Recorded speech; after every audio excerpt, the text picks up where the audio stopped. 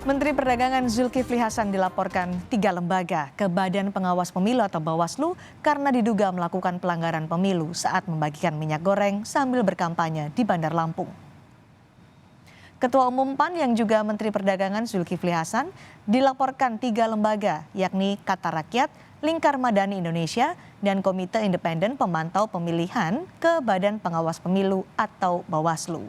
Zulhas dilaporkan karena diduga melakukan politik uang dan menggunakan fasilitas negara saat melakukan kegiatan bagi-bagi minyak goreng gratis di Pansar Murah Lampung sambil mengkampanyekan pemilihan putrinya. Bawaslu diharap bisa berperan mengawasi pelanggaran pemilu yang dilakukan elit partai politik serta memeriksa Zulkifli Hasan. Hal-hal yang terjadi sebenarnya bukan hanya Zulhas, tapi kita fokus di sana karena itu sangat jelas memenuhi berbagai unsur tentang kepemiluan. Kemudian memenuhi unsur dugaan penyalahgunaan wewenang, memenuhi unsur dugaan penyalahgunaan sumber daya negara, dan memenuhi dugaan pelaksanaan kampanye di luar jadwal. Kami akan membahas hal ini bersama dengan Direktur Eksekutif Lingkar Madani Indonesia, Ray Rangkuti, selaku pelapor ke Bawaslu, dan Wakil Ketua Umum PAN, Yandri Susanto. Selamat sore, Bung Ray. Pak Yandri. Selamat sore. Ya. Baik, Bung Ray, Lingkar Madani Indonesia, Anda sendiri melaporkan Zulkifli Hasan ke Bawaslu dengan dugaan adalah politik uang dan kampanye dengan menggunakan uang negara. Apa bukti-bukti dan apa dasar pelaporan itu? Ya, bukti-buktinya kan sudah kita lihat banyak lah. Bukti-buktinya juga sudah kita sampaikan ke Bawaslu ya, rekaman, ya, berita macam-macam dan seterusnya. Ya. Gitu. Nah, sebetulnya pertanyaannya begini, kalau kita menemukan peristiwa seperti yang terjadi di Lampung yang dilakukan oleh Pak Zul, itu yang menyelesaikannya siapa gitu? Per definisi terjadi yang disebut dengan kampanye. Per definisi ya, karena ada ajakan untuk memilih seseorang. Yang kedua, di dalam kampanye itu ada praktek pemberian sesuatu di luar visi misi ya, yang bersifat material. Dan itu yang kita sebut umumnya sebagai tindakan politik uang. Oke, kalau soal menggunakan uang negara untuk kampanye itu? Nah itulah perlunya diperiksa oleh Bawaslu. Meskipun kita sudah mendengar jawaban dari PAN, tidak ada penggunaan fasilitas negara.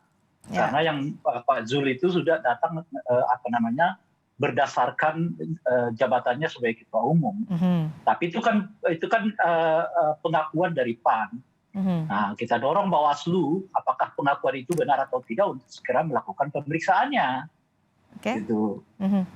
Oke, baik, Pak Yandri dilaporkan karena politik uang dan diduga menggunakan fasilitas negara pada saat Pansar Murah di Bandar Lampung. Tanggapan Anda?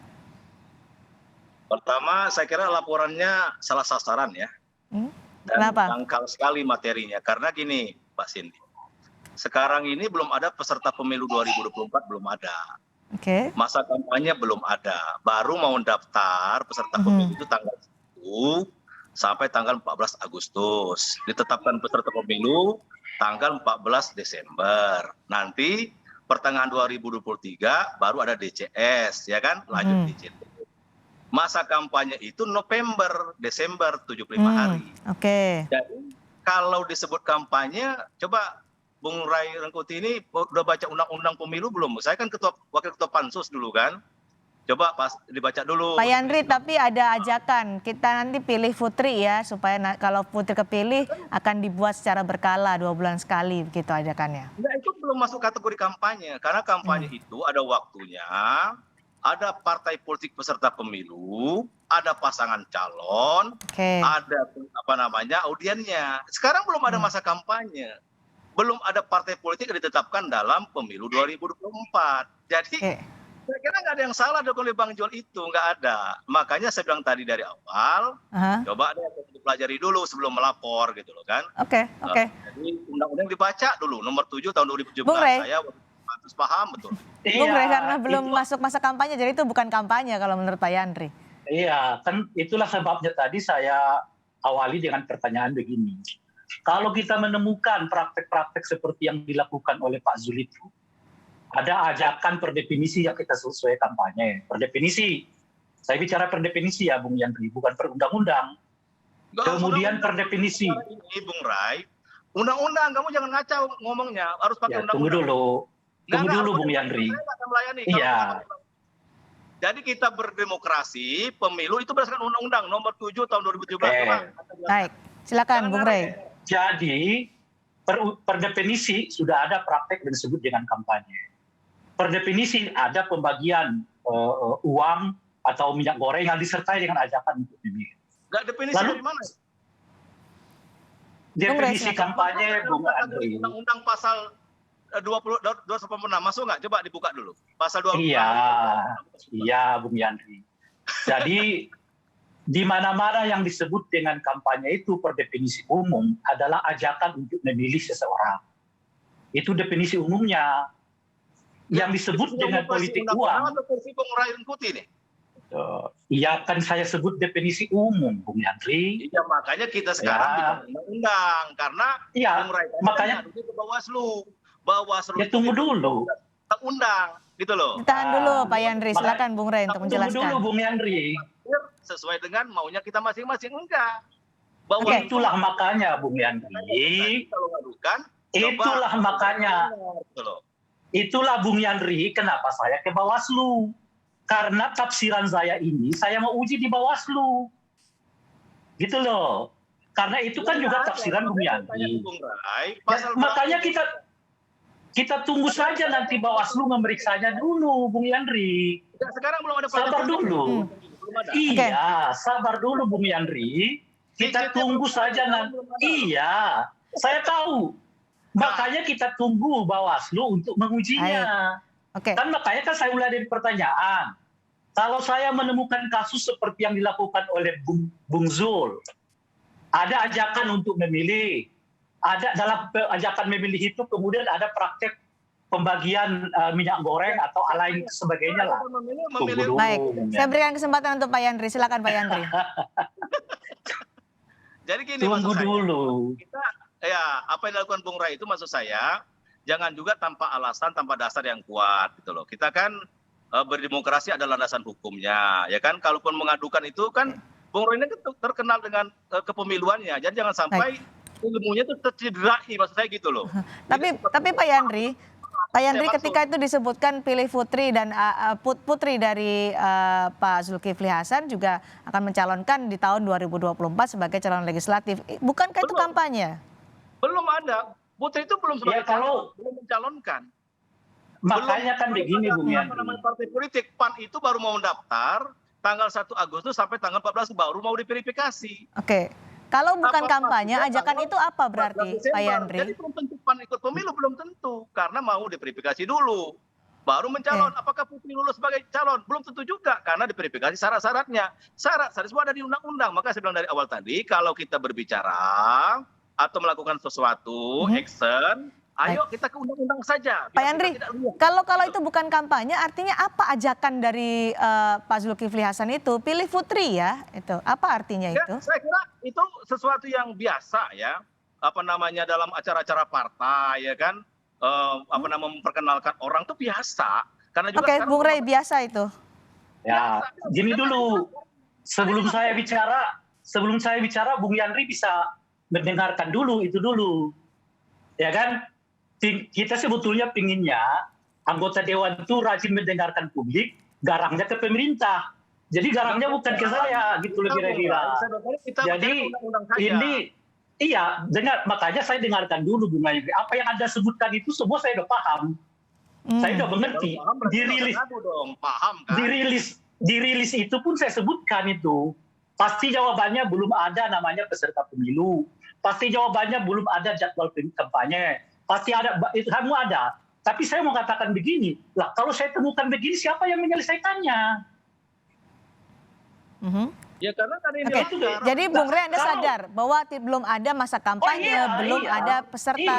Lalu mengapa Anda kemudian berinisiatif untuk melaporkan itu ke Bawaslu pada saat ini ketika kampanye itu belum dimulai? Makanya pertanyaan saya adalah, kalau kita temukan praktek seperti yang dilakukan oleh Bung Zul di Lampung itu, siapa yang menyelesaikan masalahnya? Nggak ada masalah, apa yang mau selesaikan gitu loh. Masalahnya nggak ada, kasusnya nggak ada. Yang dilanggar nggak ada, terus apa yang mau dipersoalkan? Itu kan namanya cari-cari persoalan. Iya tidak ada. Tapi apakah praktek membagi-bagi minyak goreng sambil mengatakan supaya orang dipilih itu menurut Anda masalah? Membantu masyarakat itu bagus. Membantu masyarakat bagus. Tapi kalau disertai dengan mengajak orang lain memilih seseorang, apakah itu bagus? Nggak, dalam demokrasi. Persoalan kampanye atau persoalan putih.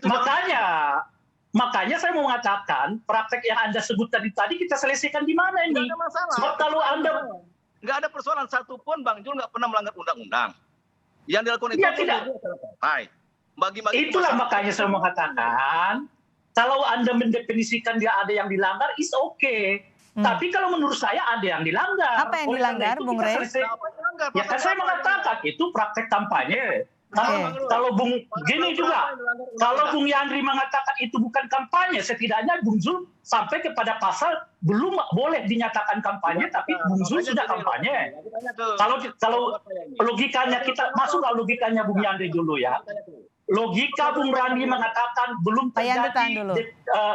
Logika Bung Yandri mengatakan belum terjadi praktek kampanye di dalam perdefinisi. Oke. Kalau tidak kampanye, undang-undang itu juga mengatur seseorang yang melakukan kampanye di luar jadwal kampanye itu tidak boleh.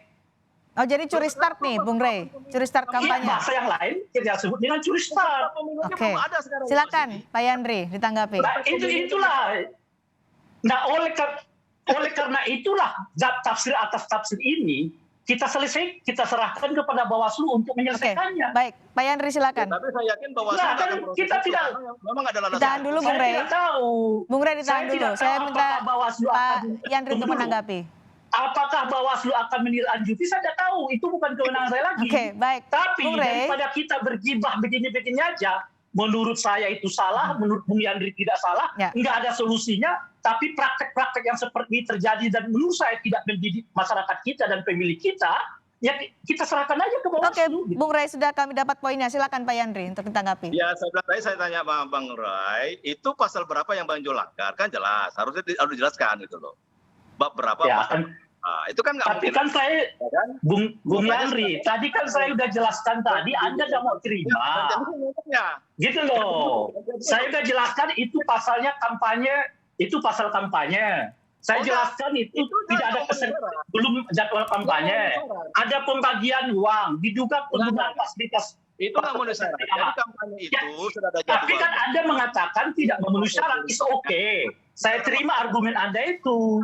Oleh karena itulah saya meminta Bawaslu untuk mengujinya gitu loh. Ya, ini nggak pasti menunggu Bawaslu. Oke, Bung Rey. Sekarang Pak Yandri. Ya, saya yakin Bawaslu tidak akan memproses itu karena memang nggak ada. Kenapa Anda yakin Bawaslu tidak memproses? Enggak. Saya yakin. Kenapa? Karena saya tahu persis juga, saya juga yang ketok palu untuk Bawaslu itu. Apa tugas Bawaslu? Apa tugas pokoknya? Apa fungsinya? Saya paham betul. Tapi ya usaha Bang Roy yang kita hargai nggak apa-apa. Menurut Anda itu tidak akan diproses oleh Bawaslu, Pak Yandri? Anda yakin itu? Yakin, sangat aku yakin.